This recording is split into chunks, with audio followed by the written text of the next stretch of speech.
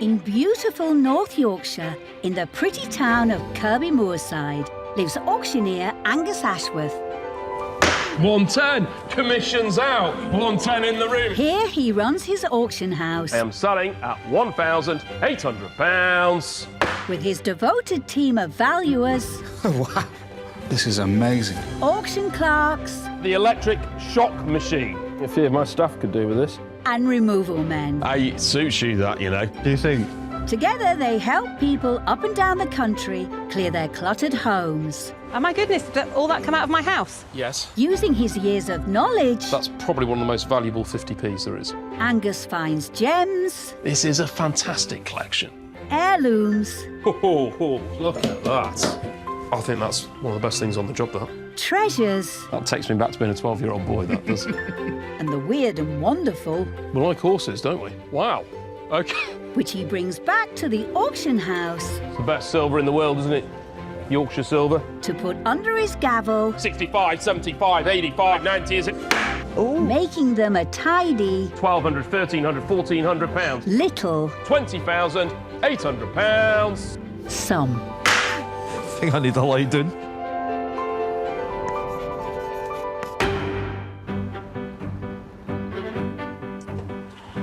Oh, nice. Might need to give it a bit of a dust mark, I think. There's around 20,000 antique dealers in the UK, and auction houses like Angus's are a vital source of new stock for the trade. But today a job's come in from a dealer who wants to sell rather than buy. All right, you two. Are you all right? Owen? Yeah? Yeah, good. We've got a bit of a trek today. Slightly unusual job. Going to go see a chap who is sort of an antiques dealer, Right. but he's also a fishmonger. Okay. Sounds fishy to me. Yeah. Oh, for heaven's sake! It's a cosy 100-mile drive north for Angus, Pete and Gary to this job in the town of Alnwick.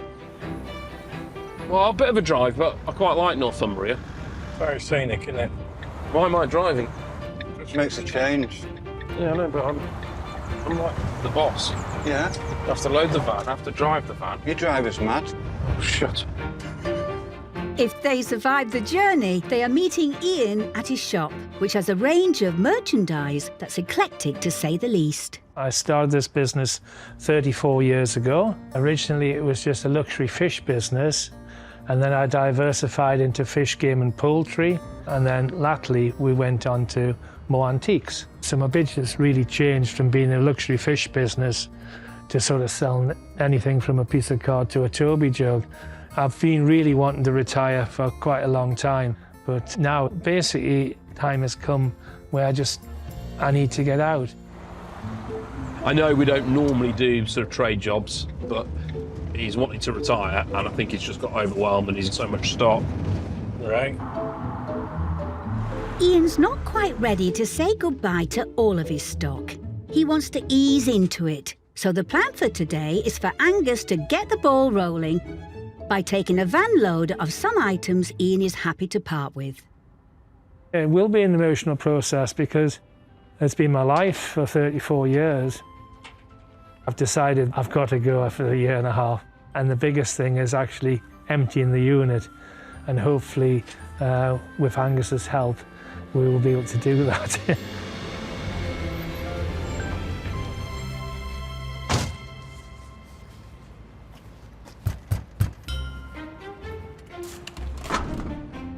Oh, hello, Angus. Hello. How are you doing? You all right? You just come in. Lovely to see you. And you. Ian's friend and fellow antiques dealer Nigel has come along today to lend a hand. Right. What a place, eh? I have to say, I've never seen a fridge as a counter before. This used to be full of fish. I thought, well, put a few antiques in it. Right.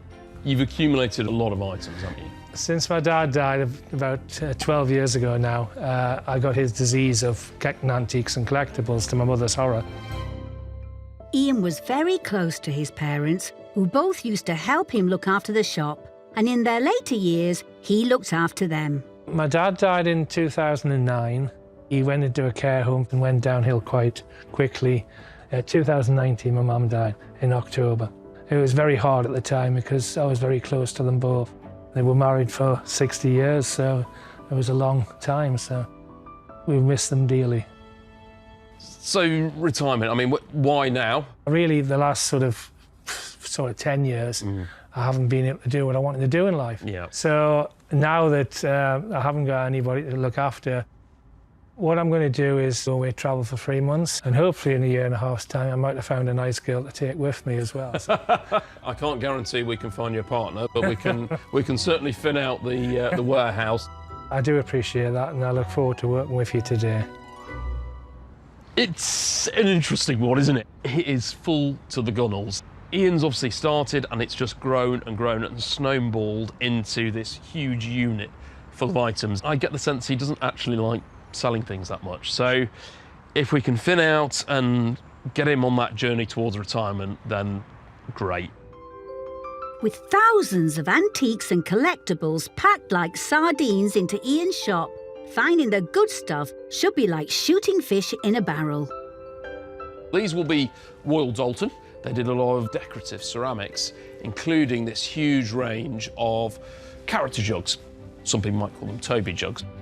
The inspiration for the first Toby jug is thought to have been an 18th century Yorkshireman nicknamed Toby Philpot, who was renowned for his drinking prowess.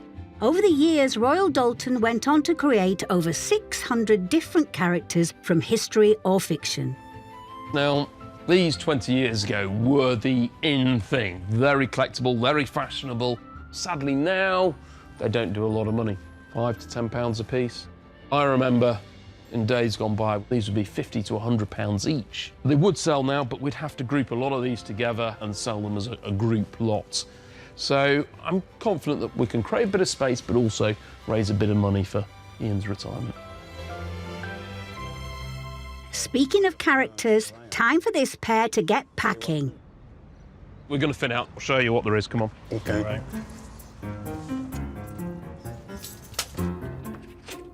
Right, lads, it's a bit narrow in places. That can go. All of your character jugs. While Pete and Gary start wrapping, Angus is hooked on the contents of Ian's old fish counter.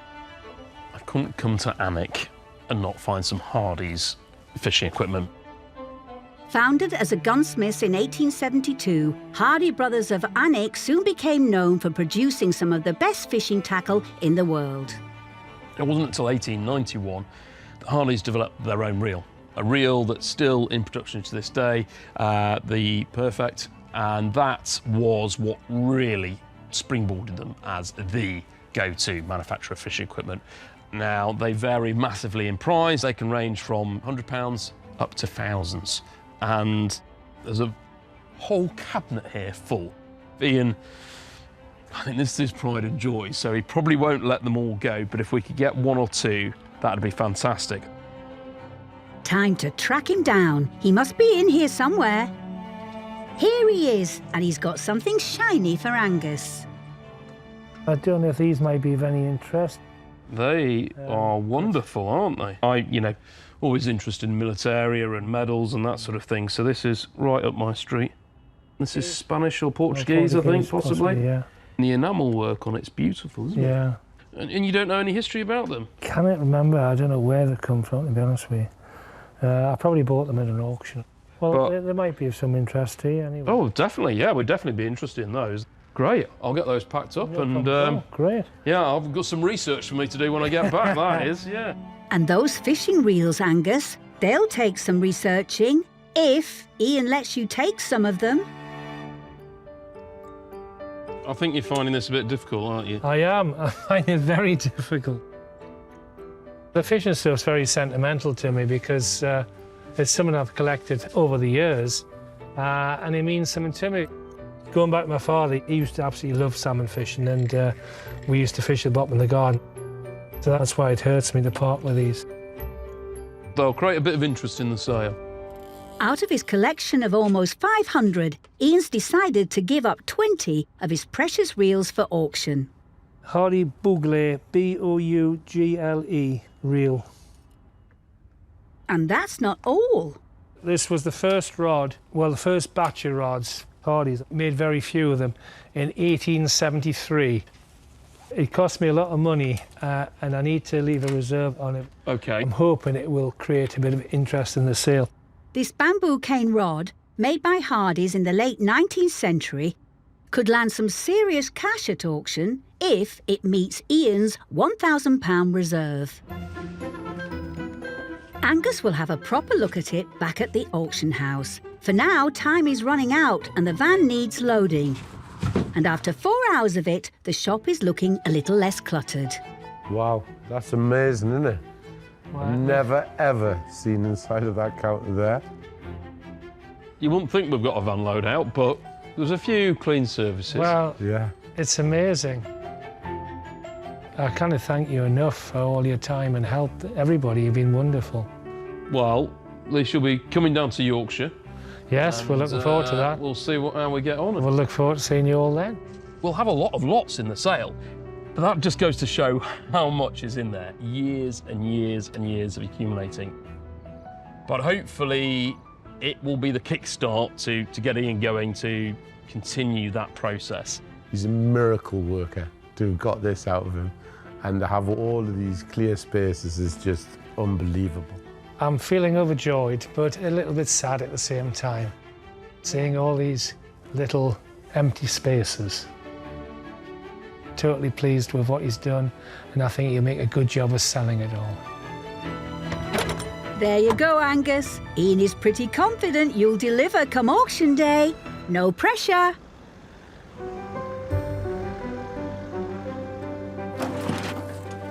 Hey up, Gaz. Hey up, Jack. Over 200 of Ian's items have come back to Kirby Moorside, and Valuer Jack is helping to get it all unpacked. Oh, that's interesting. What's that? Sotheby's, the auction house, it's their matches. Sotheby's did a deal with an American tobacconist to sell cigarettes, but they didn't sell very well. Supposedly they weren't very good cigarettes. So is that quite collectible? For your smoking paraphernalia collectors, it probably will be of interest because it's an interesting piece. Everything will need to be researched and catalogued before the auction in a few weeks' time.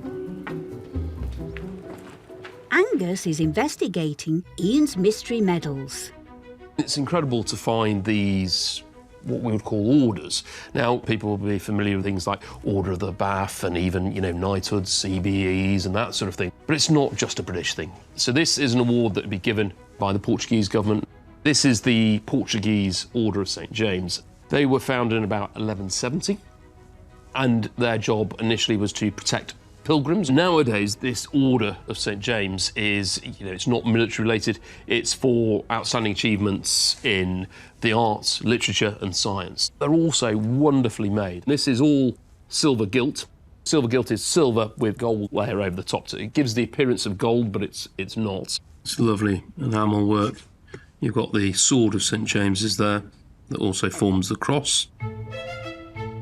The other medal in Ian's collection is an Egyptian Order of Merit. Both awards date from the early to mid-20th century. It will appeal to a number of people. There will be people that just collect medals and just some people that like enamel work. If anybody's listening, I wouldn't mind an MBE or maybe just a British Empire medal. It'd be quite nice. We can do better than that. Hurrah, Sir Angus of the Gavel.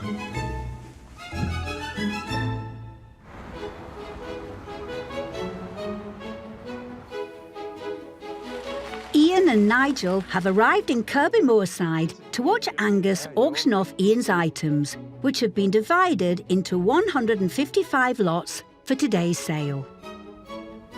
That's very nice in here, isn't it? Wow, you completely filled the place up. What have you done?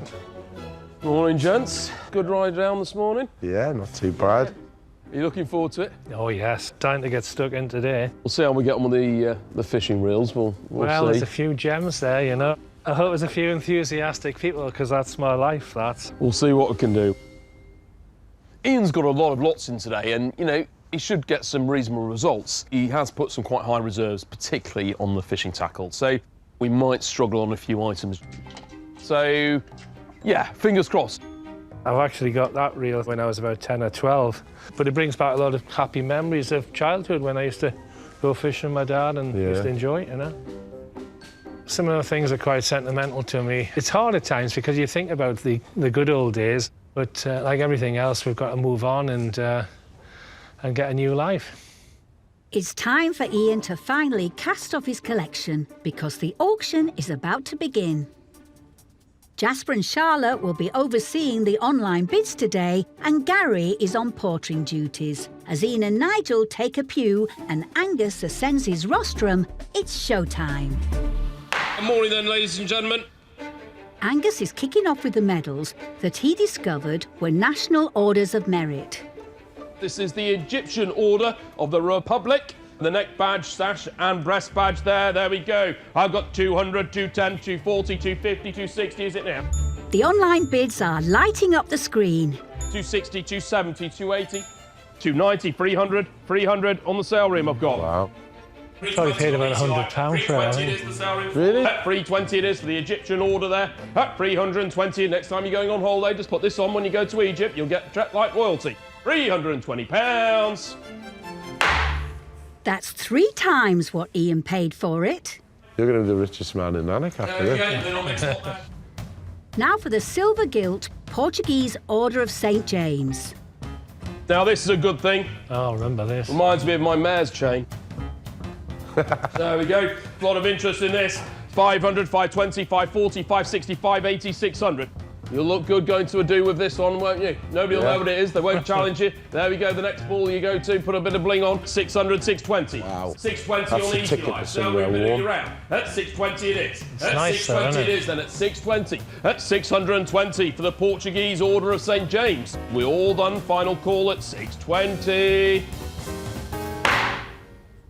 Angus's research has paid off. And you just leave it sitting in drawers and you don't even know. 528 then. Let's see if Angus can keep the momentum going with the Royal Doulton character jugs. Here we go. Oh, here's the Tobies. Got to go. This is where I earn my keys. It's a lot of 43 small pieces, including Merlin and Anne Boleyn. There's a lot of characters there, isn't there? Yeah. Few in the room and all. 18 in bid, 20 in bid, 20 bid at 20 it is, then at 225. £28 at £28 at 28 it is, then at £28 at 30. £30 a bid at 32, 5, 8, 40. At 40 it is, then at 40. 2 is it now? 5. £45 the character jugs at 45. 43 jugs down, 87 more to go. By the way, you're not allowed to leave the building unless you buy a character jug. Otherwise, it's a £5 charge. Now for a lot of 12 larger character jugs. Now, I've got a number of bids on this. Yeah, it's a rare one there. I've got 12, I've got 15, 20, 2, 22, 25 are off now, 28, 30, £30 in the room, 32, 35, 40, 2, 5, 8, 50, 5, 60, 5. Wow. This gentleman is duelling it out with his online opponent. Good one in there, too. 5, Yeah. 80. Room bid at 80, at £80. The gentleman seals the deal. What do you use the money for? To buy some more? 4 more lots of jugs go under the gavel. At £65. Making a total of £315 for the Toby jugs. That's amazing.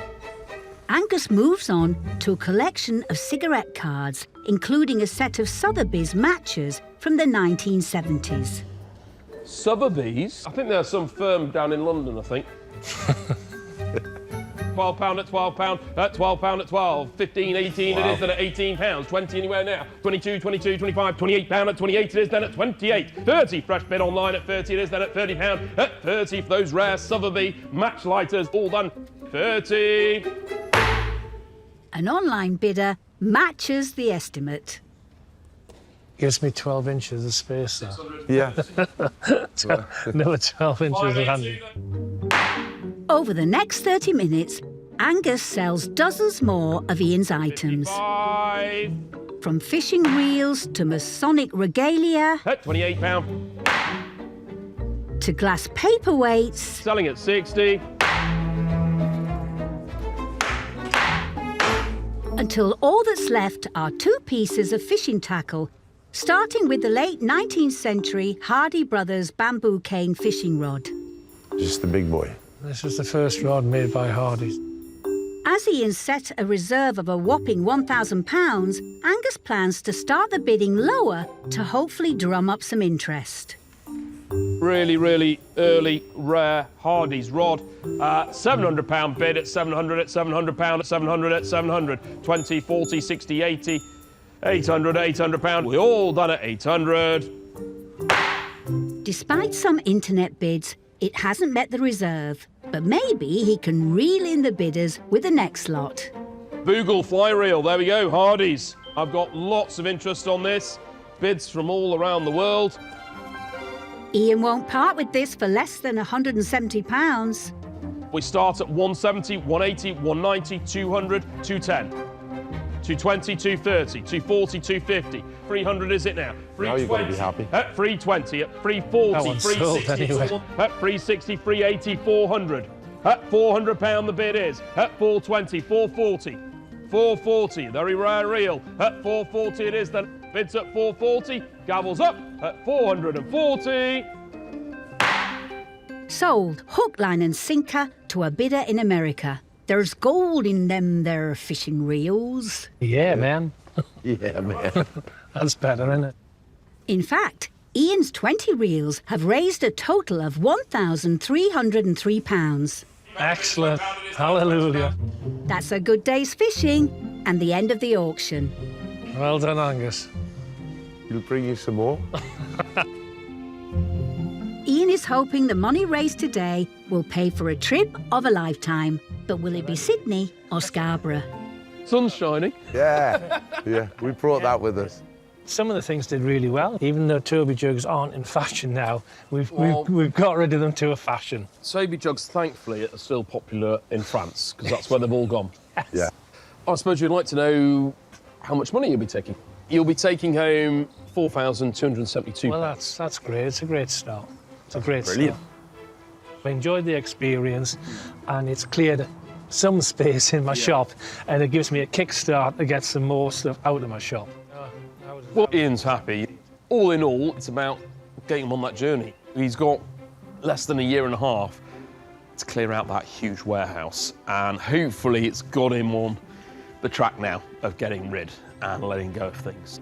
I'm sad the rod didn't go, but to be honest with you, I'll be quite happy to take it home, and I'll use the money wisely and hopefully have a nice holiday when I retire.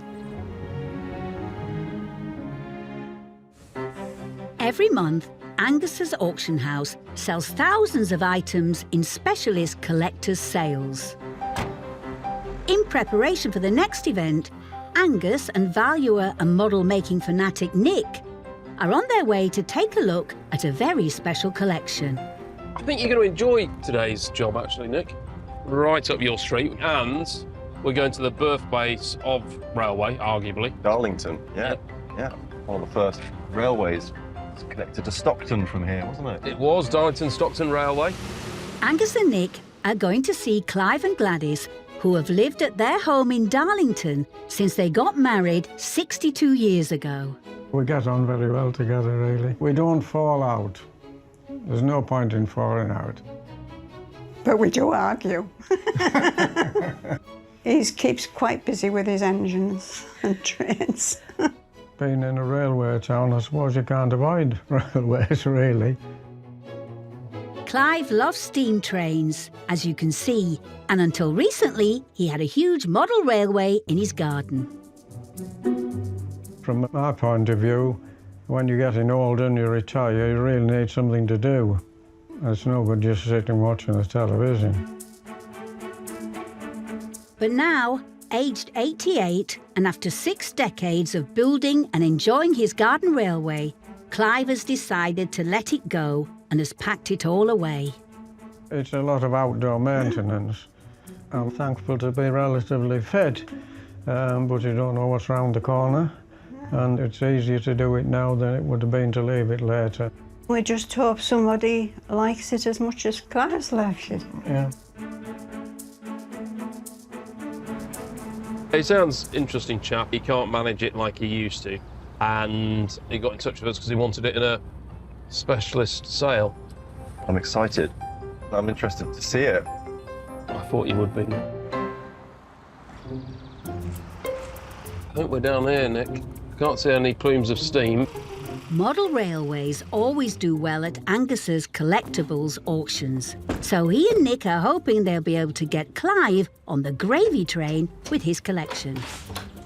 Hello, Angus. Hello. Nice to see you. Are you all right? Yes, thank you. Will you come in? Yeah, thank you. How are you? I'm very well, thank you. And who's this little Hello, monkey? This is Lizzie. Lizzie. This is Nick, who's our model catalogue valuer. Thought I'd bring him because we've come to look at a lot of trains, is that right? We've got about 16 locomotives. Has this been a lifelong passion then? Oh, yes. Yeah. Started off in '63, I think, something like that. I suppose it's nostalgia, really, but a steam locomotive is almost human. There's something about it which hasn't been replicated. The latest electric and diesel locomotives are OK for what they do, but they haven't any character, have they? They're just numbers. It'd be great to have a look at the collection. Clive has spent the last few weeks packing up his garden railway, and the boxes have spilled over from his workshop and into his study. So, what are you wanting us to take from here, Clive? In here, they're all locomotives. A lot of it is boxed, as you can see. There's quite a few, isn't there? Yes, there is actually. They're all complete and they all run. Well, I'll have a look through this lot. The rest of the items are the rolling stock, Right. which are down below. Wonderful. Well, Nick, do you want to start having a look at these engines? I know you're itching to go. And we'll go have a look at the other bit, shall we? Yes. These model locomotives are all electric and run on a large gauge track that can be laid outdoors. G-gauge all run on 45mm track spacing. That's the only rules for G-gauge. But the actual trains themselves vary in size greatly. We've got a train here, old Bachmann. This is actually a tender locomotive. You've got the loco and the tender behind it. The tender was a separate vehicle with coal and water pulled behind the locomotive. Some locomotives had a tender built into them and were called tank engines. The actual model itself is quite old, all the coachwork and so on. The bottom part, the chassis, that's worn out. He's taken all of that off, got himself a new chassis, which is pretty rare, and now he's just made this train into basically a brand new train. So it's a bit of a unique train there. But that's absolutely beautiful, I love that. That'll do really well. For years, this shed was the control centre for Clive's Garden Railway. Oh, there we are. Right. So this is where you would do all the setups, is it then? Yeah. As well as the packed-away railway carriages, there's some other bits and bobs in the shed for Angus. And then you've got an old BSA stationary engine. Yeah, yes. Normally used to drive pumps or other machinery, Clive just collected stationary engines to tinker about with. Well, they're saleable, aren't they? Yeah, oh yeah, that would be fine, yeah. Yeah. We could take that. Well, I suppose, Clive, really, I best start getting these sorted. I'll get some boxes. Right, full steam ahead. Yeah. Here we are in Darlington, which is the birthplace of railway. Well, certainly I'd argue that it is. One of the first railway lines, the Darlington and Stockton Railway, and this is where it all started. So it's nice that we're doing a railway job. This is Nick's bag. He spent a lot of time, and he still does, you know, as a professional model maker. So he really gets it, and I have visions that actually today I'll be the one loading the van while Clive and Nick talk about scales and railways and paints. Speaking of which, Clive wants to show Nick something he thinks he'll appreciate. Wow. I love seeing layouts like this. Not wanting to hang up his controller's hat just yet, he's already started his next project in the attic, a 00 gauge railway. This is brilliant. Absolutely love it. A bit jealous, Nick? Now you've ended up with 001 in the attic. Yes. Until it gets too much for him trying up the ladder. Oh, no problem. I'll just get a better staircase, that's all. All right. Proper staircase. If the attic stairs do get tricky for Clive, hopefully Angus will have freed up some space outside in his shed. The value with model railway is always in the engines, but really to complete a railway you need all the bits to go with it. You've got passenger carriages that people sit in, and then you've got all the goods wagons. What I love is you've got these timber wagons here, and Clive's gone out and found interesting bits of wood to simulate a giant log on a timber wagon. The original kit comes with a plastic log. There's nothing more realistic than a real one, is there? Time to start loading up your own wagon, Angus. It looks more there than it was laid out in the shed, doesn't it? Yeah. While poor Angus does all the heavy lifting, upstairs Nick is still going loco over Clive's engines. Got an absolute beauty here. It's a 280 consolidation locomotive. The Consolidation, or 280, was a locomotive first built in the late 19th century that was used to haul freight across America. The number of a locomotive describes its wheel formation. The 280 had 2 wheels up front, 8 powerful driving wheels in the middle, and no wheels at the back. This is a train model from Aristo. You can see, I mean, it's barely been run. It's in great condition. We've got the tender over here for that one. A lot of the train models in G gauge are based on American trains. And what Clive's been trying to do is make them look a little bit more European, a little bit more toned down. You can see it's been changed. He's blacked out the original name. He's changed the numbers on there from 764 to 6. That can affect the value a little bit. I think typically these models are going to be between £200 to £400 each. We'll see, we'll see.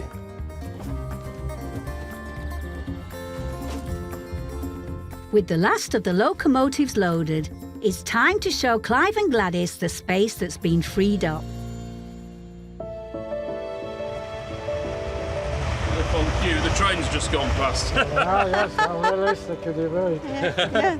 Well, you've got it all ready now for your next project. Yes, very nice, yes. Never Nice and seen it tidy, again. ready Yes, to go. yeah. All present and correct. How long do you think it'll be before he's got it full of trains again? Just a few months. A few months. Maybe the weekend. Yeah. Well, we'll leave you to redesign your new space, and Yes. we'll get on the road.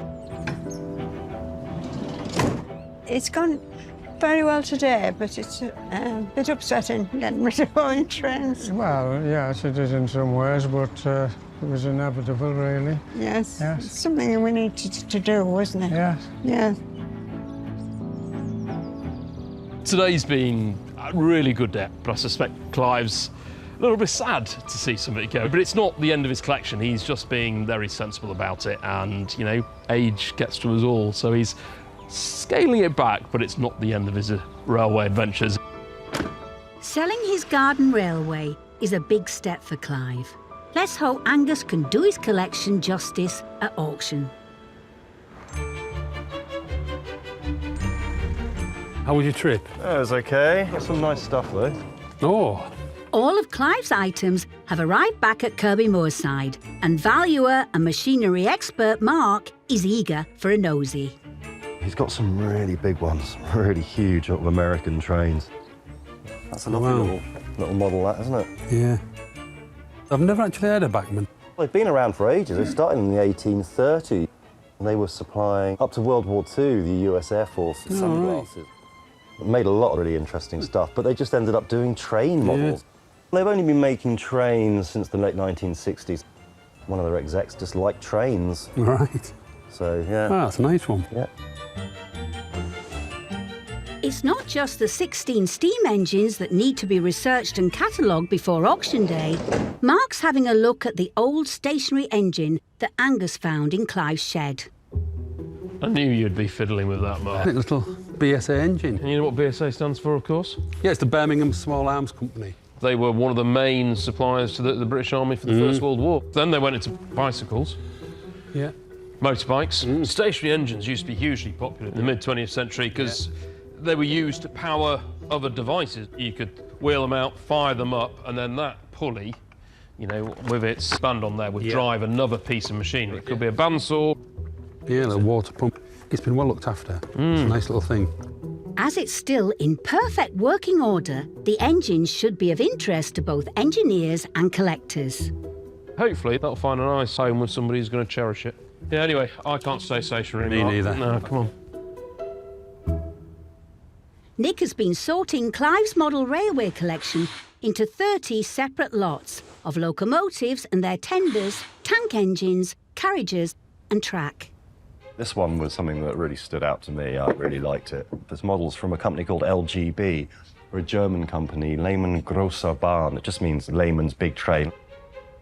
This particular model, this comes from about 1988, but you can still buy it today, the exact same model, but it's been updated.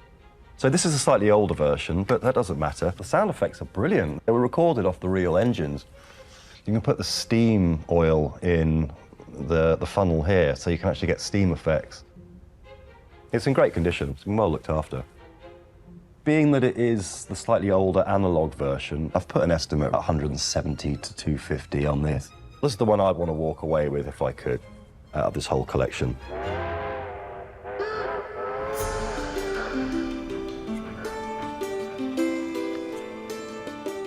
Clive, Gladys and Lizzie have arrived at the auction house in Kirby Moorside to watch his trains go under the gavel in today's specialist sale. Morning, are you all right? Yes, Nice it's to a be good here. day, isn't it? Yeah. Hopefully we'll be all right. We've had a bit of interest. This sort of sale, we get more internet bidders. We've got 400 bidders signed up online. All right. So I'm sure we'll be all right. Yes. Well, come on in and have a look round. Yes, Thank correct. you. Thank you. Thank you very much. I'm really hoping that we get some good results for Gladys and Clive today, because they really are the sweetest of couples. But the Garden Gauge Railway, it is quite niche market. There's a lot more buyers for the smaller gauge railway because people have more space for it. So although it's worth money, it's also a harder sell. So let's see how we get on. Is it strange to see them all here? Well, it is actually, yes. Not used to seeing them all laid out together like this. No. But yeah, they look well actually. Yeah.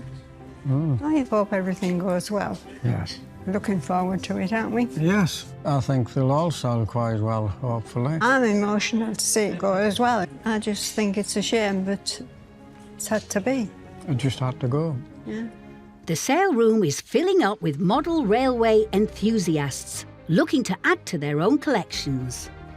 Jasper and Emma will be monitoring the all-important internet bids today, and James is on portering duties. As Clive and Gladys take their seats and Angus climbs aboard, it's time to fire up the engine. Right, we go on to this wonderful collection of the Garden Scale Railway. We start with the Bachmann. It's the Bachmann Baldwin 460 and tender, with a brand new chassis fitted by Clive. That's a nice one there. Internet starts me off at 65. Where did you get that one from? 65 on the sale room I at can't 65. remember.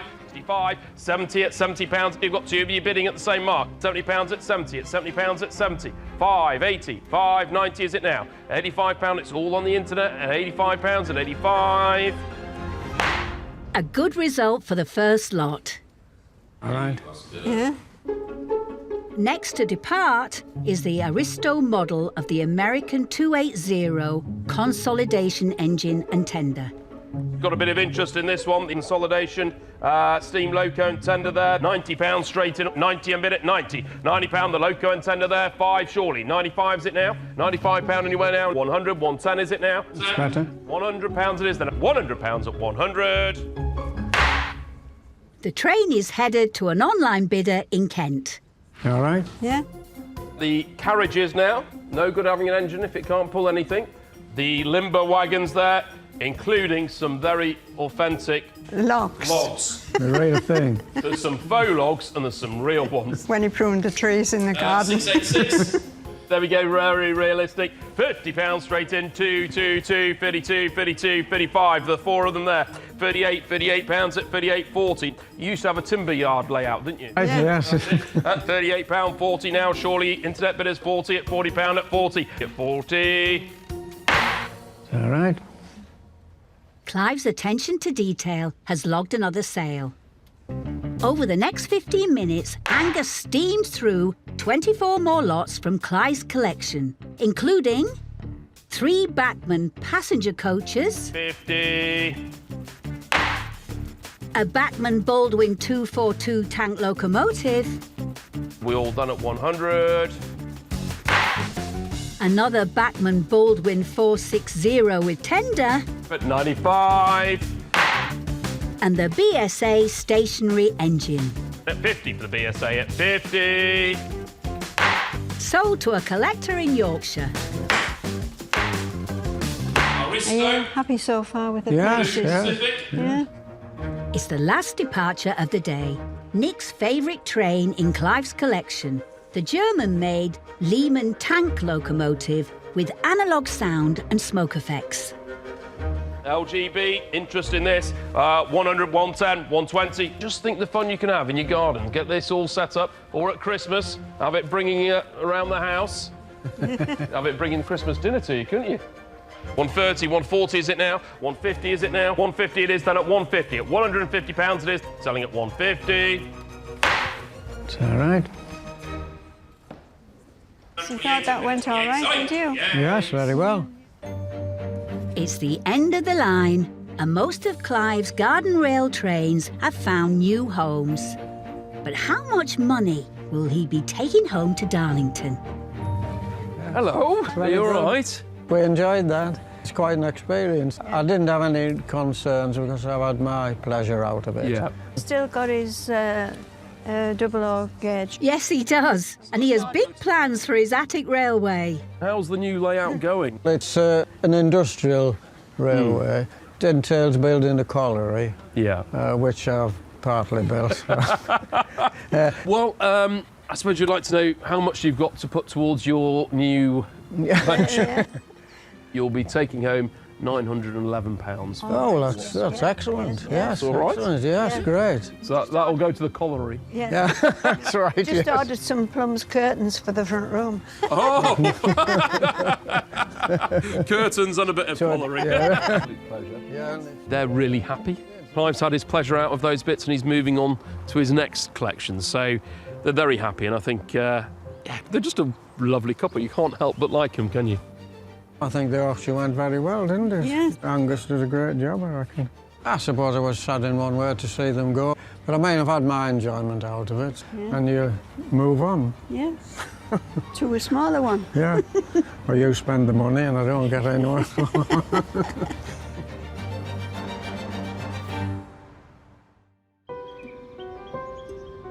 Since the auction, I bought some new curtains out of the money that we got, and Clive's having the rest for his railway. Clive decided he wasn't ready to give up his garden railway after all, and he's building a new, smaller layout that's easier to manage. We've come into the bottom shed in the garden. This is a new project. It's basically an industrial railway, and it'll keep me busy for quite a number of years, hopefully, as it's something that must be done, rather than sitting watching television.